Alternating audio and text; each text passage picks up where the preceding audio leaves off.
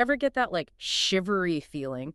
Reading an old myth, maybe a prophecy, like some voice from way back when, trying to warn us about, messing up big time as So humans. like this echo through time, Yeah, exactly. Eh, And today we're diving deep into a text that's, well, it's full of those echoes, those warnings, the Quran. Right, right. And we're focusing on those moments with prophets sent by Allah, but running into communities that, well, let's just say weren't exactly eager to listen. Yeah, not exactly lining up to take notes, right? Exactly. But even if you're not a Quran expert, no worries. Think of it as this journey, this discovery, and we're uncovering these fascinating stories together. And honestly, it's amazing how the Quran uses this whole prophet thing Yeah. over and over again. Figures like Noah, Hud, Salih, even Shu'aib, each one sent with this vital message: remember Allah and watch out for going astray. Don't stray from the right path. It really is an echo, isn't it? Each prophet hitting that wall of resistance, those people just not ready to hear it. Like take Hud, for example. He was sent to the people of Ad, super advanced for their time. Towers, tech, the works, and proud, boy, were they proud. And that pride, that self-reliance, that's what did them in. The Quran describes it, how they questioned Hud. You, just some guy telling us to change? Look at us, we're thriving. We must be doing something right. Yeah, it's almost like they thought they were like above consequences or something. We're too big to fail. Exactly. And what's crazy is that's such a human thing, even now. Yeah. Putting material success above, well, everything else. Mhm. Ethics, morality, you name it.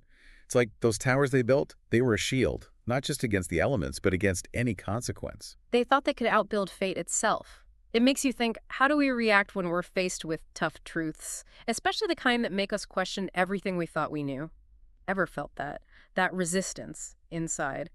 When something challenges your beliefs, even if, deep down, maybe it rings true. Oh, absolutely. It's definitely something to chew on as we, keep going deeper into these stories. And the Quran, it doesn't hold back on showing what happened to those who just rejected the prophets. And the way it describes it, so vivid, so dramatic, floods, cities wiped out, even, get this, a rain of stones, wild stuff. It's intense. Those descriptions, they really paint a picture. Like that whole story with the she-camel and the Thamud people. Oh, right, right. This miraculous creature, and they were told, don't mess with this camel. But they did. They defied the Prophet Salih. And, well, let's just say it didn't end well for anyone. Yeah, it's easy to get caught up in the drama of it all, the spectacle. But we can't forget these aren't just like ancient history lessons Yeah. or campfire stories to scare us. Mm-hmm. There's a deeper point here. They highlight something crucial: Allah's power, Allah's justice. And they're giving us these timeless moral lessons, still relevant today. Right, right. It reminds me of those old myths, the ones with the floods, the fires, the epic battles. They're trying to teach us about ourselves, Right. right? About what happens when we make certain choices. Exactly. It's a pattern you see across so many cultures throughout history. But the Quran, it adds this whole other layer. It's not just about what happens to us now in this life. It's about the afterlife, too. That adds a whole other level. Definitely makes you think twice. So it's not just fear of punishment. It's more about realizing our actions matter. They have weight in this life and the next. But even though the Quran doesn't shy away from, showing us what happens if you choose disbelief, it also shows the other side, the people who strive to be righteous. And it's actually, like, really beautiful. It is. It focuses on those who pray, who give charity, who try to live right. And it's not about appearances. It's deeper than that. It's about what's inside. And it's never about being perfect, is it?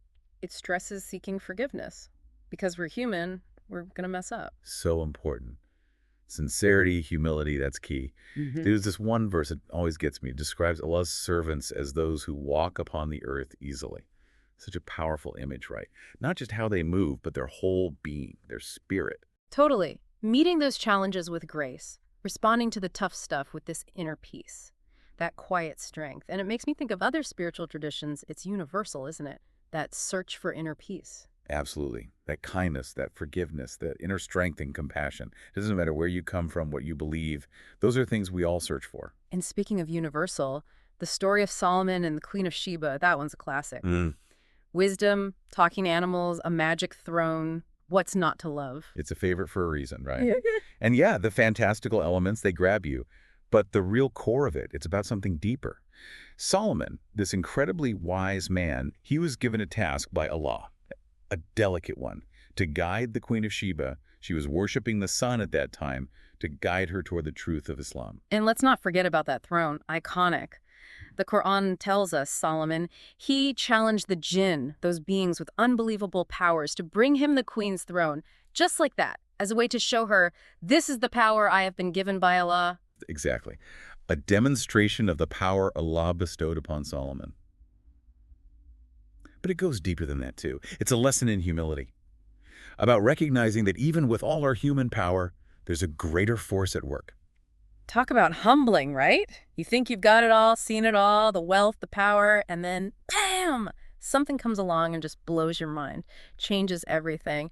Kind of like what happened to the Queen of Sheba. Oh, for sure. Imagine that. You're the queen. You show up with all your riches, your entourage, ready to impress, and then you see that throne just appear Yeah. out of thin air, Yeah. like some magical delivery service. Talk about a power move.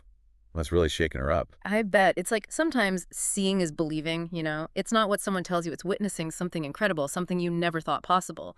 That's what changes your heart, your mind, everything, makes you think about those moments in your own life, the ones that flipped your whole world upside down. 100%.